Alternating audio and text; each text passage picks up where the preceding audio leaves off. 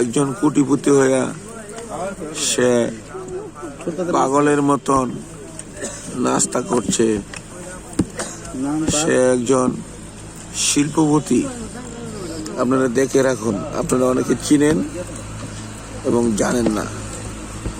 আপনি এইভাবে নাস্তা কেন করছেন? আপনি একটা ভালো হোটেলে খান। হ্যালো, কথা বলছেন না কেন?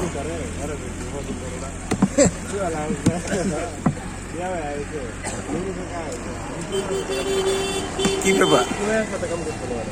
ওনাকে এই হোটেলের মালিকে কি আপনার খাওয়াইতে আছে ফ্রি? না ফ্রি হয়তো টাকা থাকে। আচ্ছা আচ্ছা আচ্ছা, তাই তো বলছি আপনি একজন কোটিপতি হয়ে আপনি এই রাস্তায় বসে রুটি খাচ্ছেন এই ডাইল বাজি দিয়া। ব্যাপারটা কি? ওনাকে আমার পক্ষ থেকে একটা রুটি দেন তো। এই যে শিল্পপতি ভাই,